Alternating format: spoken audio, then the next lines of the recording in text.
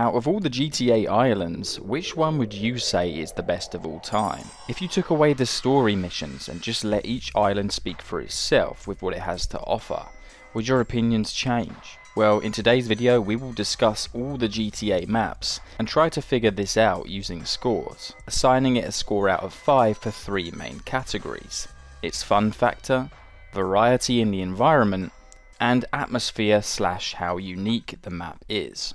Portland has its moments. It's littered with quirky stunt jumps that remind you that this game did start off as just a game where you stole cars. The elevated train track that runs through the heart of the city is also a nice touch and very memorable. The working car crusher is another cool feature, but the novelty wears off quite quickly. There's a few side missions that can be found throughout the city, but one of the most iconic things to do on Portland is to go to the auto dealership and steal the Banshee.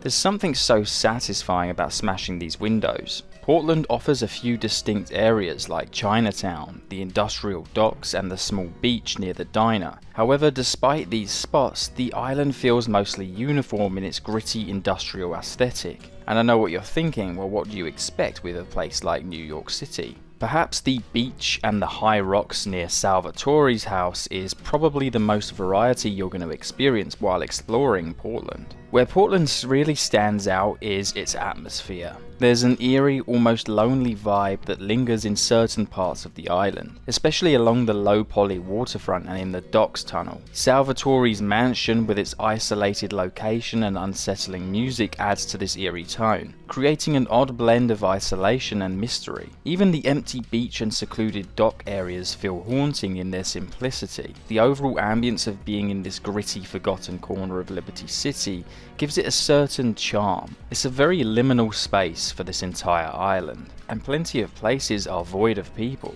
So for the fun factor, I'm going to give this map a 2.5 out of 5. The reason for this is, besides the car crusher and the auto dealership and some quirky places to explore, the map doesn't stand the test of time when we compare it with later islands in the series. For variety, I think it deserves another 2 out of 5. It has some differentiation, but it doesn't introduce much that feels fresh. And for the uniqueness and the atmosphere, well, we're going to give this one a 3 out of 5. It's not wildly unique in the grand scheme of GTA maps, but it carves out a distinct identity with its unsettling early 2000s aesthetic. So now let's move on to Staunton Island. Staunton Island feels oddly stretched out, making it seem like very little happens, even though there's a lot going on beneath the surface. While Belleville Park offers a welcome break from the urban sprawl, and the TW at Cafe is a stunt jump, and it's kind of quirky. It's a quirky touch in the middle of this urban jungle.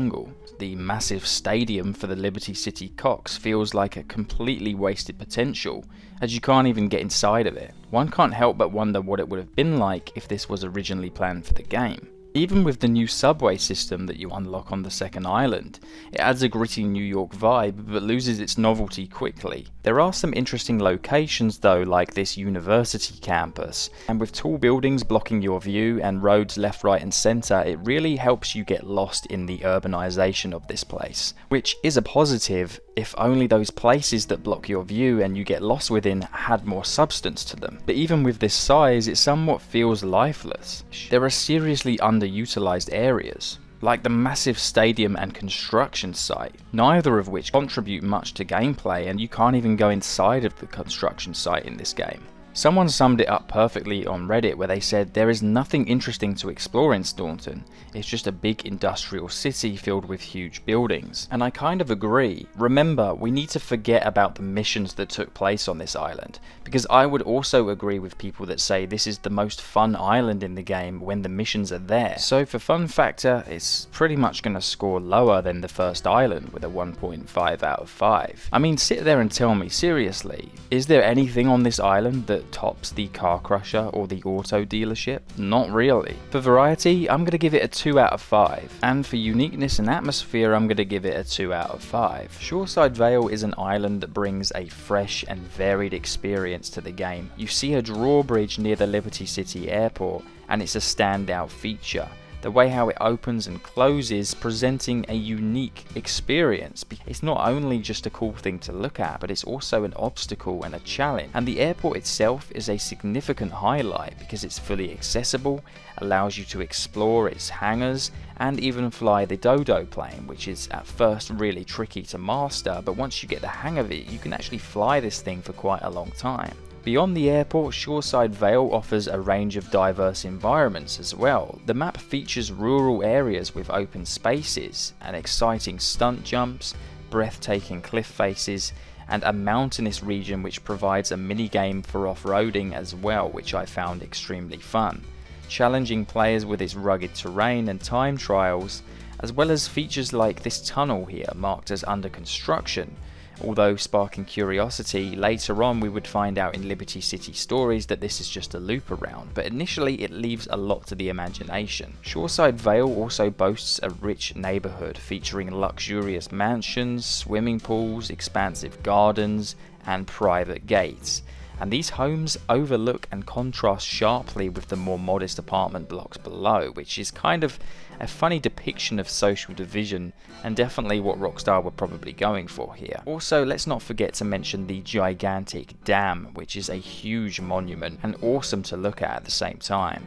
However, I will admit a large portion of this map is industrial sections. When you see a map that has a lot of industrial section that takes up a vast amount of its space, you know that they probably use that as their final resort. What can we put in this space that we can't be bothered to fill with anything else more exciting? I know, let's fill it with warehouses and crates and make it look like something important's going on when it actually isn't. And it really affects how fun it could have been. So I think this one deserves a very low 1 out of 5 on the fun factor. There is a lot of variety though in the houses and mountainous regions, but again there's no way we can score it any higher than a 2 out of 5 considering most of it is just warehouses. And so for the uniqueness and the atmosphere, I'm going to say it scores around a 2.5 out of 5. Let's fly to sunny Vice City, and my favourite is the first island because of the ocean drive. I always got intense positive vibes from rolling down the street and listening to tunes on Flash FM. Eastern Vice City has a lot of features that provide entertainment. Firstly, there's the Malibu Club and the mall. The mall was such a missed opportunity in later games, especially since it came with working stores, a food court, and the vehicle podium. The beach offers some fun mini-games like RC car racing, while the downtown offers pizza delivery and a variety of checkpoint-based missions. There's a few cool shops and restaurant interiors, as well as a large building site that this time we can enter, unlike GTA 3. One of my favourite spots to explore is the downtown police station, which has a full interior, and some of the Easter eggs hidden around the map are also quite fun to find. There's some good variety on this island. The beach stretches for miles on end up the entire length of the island, while the lighthouse and docks are a beautiful place to oar on the city's elite. The various malls make the world feel alive, but the most unique addition to this island is the Leaf Links golf course, which rips through the urbanization and offers a luxury environment. There's no golfing minigame though, which makes some of this open space feel a little bit wasted. If only the Leaf Links could have been a purchasable asset, then that would have been perfect. To the north of the island you see luxury mansions and condos, but what sets the eastern island aside is Starfish Island and Prawn Island. A massive gated community with large mansions and pools and private gardens, especially the Vassetti estate, which then becomes your own property later on in the game. Prawn Island has a movie studio, some abandoned mansions, and some cool Easter eggs at the same time, like this moon landing conspiracy Easter egg. The streets of Vice City, particularly in this eastern island, are drenched in neon, with an electrifying nightlife that sets this island apart from plenty in the series. The palm trees and the tropical vibe offer a refreshing contrast to the gritty urban landscape of GTA 3. This island stands out in the broader series for embracing such a tropical destination, and I think for that purpose it definitely deserves some credit. For fun, I'm going to give this island 3.5 out of 5, primarily due to the various minigames and explorable locations that it has to offer. Also, the canal that runs down the centre of this island offers a really unique gameplay experience. Do you drive through it on a boat? or do you just use a stunt jump to get through it? For variety, I think it definitely deserves a 4 out of a 5, and for atmosphere, just due to the neon-soaked streets and the vivid nightlife, as well as the palm trees and the colour palette, definitely gives this one a 4 out of 5 for me. But the western side of Vice City is a stark contrast of the former. Firstly, let's talk about the fun factor. This island does have some relatively memorable side content, like the off-road track near the Hyman Memorial Stadium. Speaking of which, the stadium offers minigames like the Dirt Ring and Blood Ring Racing, and the southern side has the military base, which offers a seriously fun challenge to steal the Hunter helicopter. However, it has to be said that the map design does feel somewhat bleak, mostly due to this singular main road that runs almost the entirety of the island's length, making driving less challenging and more boring, which is completely the opposite of the first island, where the canal in the centre made it quite challenging to actually navigate. Let's also not forget the variety of Easter eggs though scattered across, which definitely make up for this on the fun side. And there's also this skyscraper with an office interior you can actually ride a motorbike in and jump out of the window. For variety, there's Cuban and Haitian gang territories littered all over the island, areas that showcase the cultural and gang conflicts. Downtown, there's high-rise buildings, a blimp and various stores which create an impressive skyline. But I would argue the southern end of the island is a little lackluster, serving as the industrial sector once again, with endless warehouses and cargo ships. But thankfully we do get the Escobar International Airport, with its fully enterable terminal, and I have to say this is an awesome addition. Definitely one of the best airports in the entire series. Then there's Sunshine Autos, which stands out as well, offering a satisfying experience with car thefts smashing through the windows. But we get what Rockstar are trying to do here. While the eastern island is more agreeable to explore, the western island feels like it has a very specific identity Rockstar were trying to tap into. For fun factor on this island, I would definitely rate it a 3.5 out of 5, mainly because of the airport, the military base, and a variety of things that you can do downtown. For variety though, it's only going to score a 3 out of 5, because there's not as much variety here as there was on the first island. For atmosphere, we're going to give this a 4 out of 5 as well. We understand what Rockstar were trying to do here when they gave it a more gritty tone compared to the Eastern Island, and I feel like both go hand in hand as good as each other. Los Santos starts off with awesome features like a skate park which offers some cool mini games. As well as this, it features a wide range of activities from dancing to lowrider meets. There's quite a lot to do in Los Santos, but most of the fun is found closer to Grove Street where the main story takes place. You'll discover some hidden gems like this door that teleports you to the top of the maze bank, and not to mention gang territories and spray tags. Pretty cool ideas that are really unique to this island only. The fun factor definitely improves from this, and thankfully right off the bat we get a stadium to partake in all of the activities we loved in Vice City. While Los Santos boasts a famous beach area, it also has northern woodlands and farmlands as well. I really like how in Los Santos you have the transition between the beach, the mansions in the hills, all the way to the ghetto and the hood. The water duct also provides a really cool area to explore, and there's tons of hidden gems all over the place. The airport is cool, but it's not as good as Vice City where you could actually go inside the terminal. Eastern Los Santos is super cool, with gang zones, the stadium, police stations, the canal, beaches and the hood. But then you also have Glen Park, a small but appreciated landmark slap bang in the middle of the hood that really breaks it up nicely. I will admit that I feel like the downtown in Los Santos is extremely dull. Sure, there might be skyscrapers, but there's nothing really drawing me to it. If it wasn't for the countryside area, I would say that downtown Los Santos was extremely underwhelming. For fun factor, we're definitely going to give Los Santos a 4 out of 5. For variety itself, the countryside really excels this part of the map, and it definitely deserves another 4 out of 5. However, if it wasn't for the countryside, this would score much lower on its uniqueness factor. I'll give it a 3 out of 5 for this reason, but there's definitely cities coming up that score much better. San Fierro feels like it was a little forgotten though in San Andreas. It feels like halfway stop between the Los Santos and Las Venturas chapter. There's plenty of fun to be had across Angel Pine and San Fierro, Firstly, of course, Mount Chiliad, offering a range of activities like mountain bike racing, parachuting, and a well-placed ramp at the peak. So thanks for that one, Rockstar. Angel Pine itself is a little empty in places, but what it makes up for is the endless forest that surrounds it, and the boggy waters and swamps in Angel Pine Forest are also really cool, and the winding roads throughout these open environments give a sense of scale that cannot be explained. San Fierro itself has a lot to offer. Another stadium, this time for Blood Ring racing, street races, assets to purchase.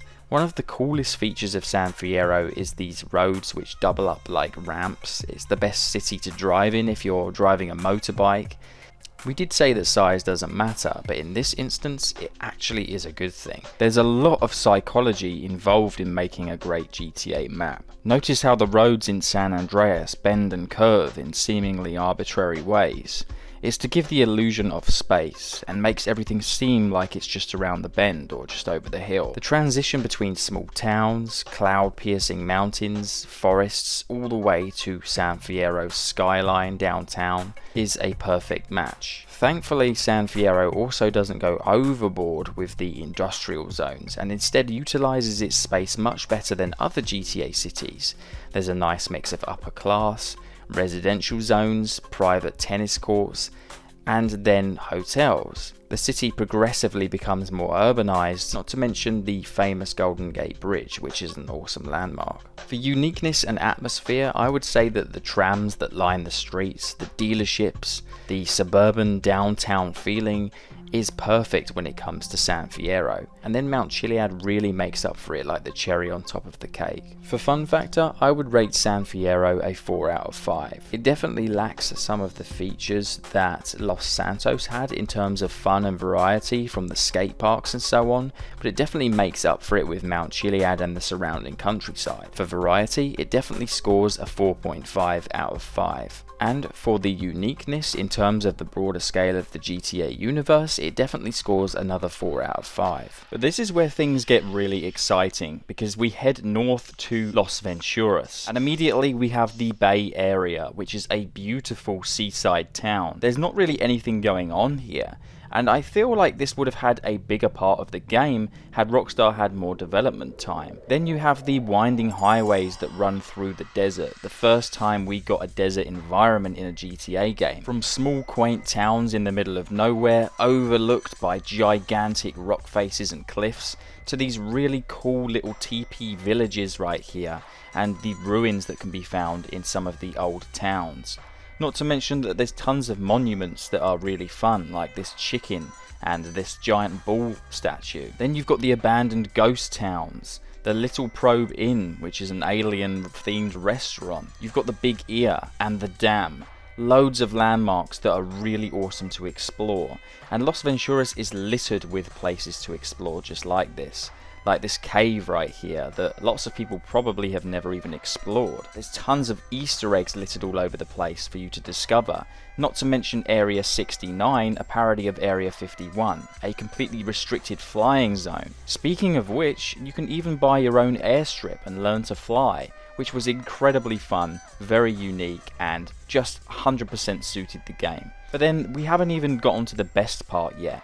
You've got the very iconic Las Venturas city itself, based off of Las Vegas. And let me just say, the casinos and nightlife suits GTA San Andreas really well. This is such a unique location, and it's fun at the same time. You have the neon-soaked strip at night time, and tons of casinos that are modelled after real casinos in real life. Not to mention the hotels, like this V-Rock hotel right here. Tons of casinos have their own unique identity, like this pirate ship, or this one that looks like Disneyland. And of course you can go inside some of these casinos and even gamble and do some mini games. Las Venturas is absolutely packed to the brim with interesting things and a unique environment that we've never seen before, even boasting its own time cycle that turns the night sky purple. I have to admit that this has to be the most iconic city in a GTA location, and the fact that it has its own unique features like gambling and casinos puts the cherry on the cake. For fun factor, for all of these reasons, Las Venturas definitely deserves a 5 out of 5. For variety, it scores extremely high as well. You have mountainous regions in the bay, a broad desert with high rocks and interesting places to explore. Then you have the city, which has its own nightlife, definitely deserving another 5 out of 5. As for uniqueness, we've never had a desert city in a GTA game before or since. And with Rockstar tapping into a lot of conspiracy theories with Area 69 and the Lil Probe Inn, it definitely has a really awesome atmosphere. This one definitely deserves a 5 out of 5 for its uniqueness. So it's time to tally up our total scores for each island, and this is where I know I'm probably going to get a lot of hate. But I guess this is subjective, so if you have a differing opinion, make sure you let me know down below.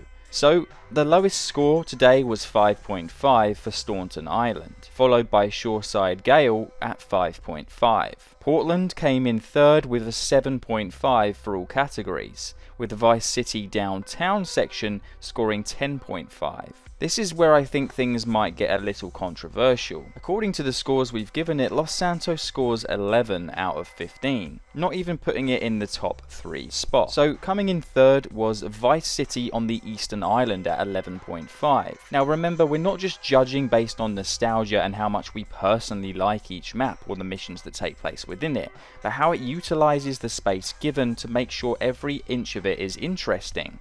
And I just feel like the downtown in Los Santos is kind of lackluster. In second place we have San Fierro and the surrounding countryside with 12.5, and I think this definitely deserves that spot considering we have Mount Chiliad, the vast woodlands, but I will admit that San Fierro is a little bit lacking. I feel like the massive variety it has to offer really made up for its large score here, and with a complete gold medal and a flawless score in terms of fun factor, variety and uniqueness in the series, it definitely is well deserved to go for the first place for Las Venturas.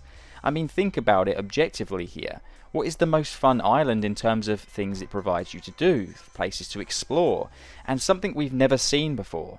Well, Las Venturas and the desert pretty much deserves that. But let me know if you disagree, and I'll see you guys in another GTA related video very soon.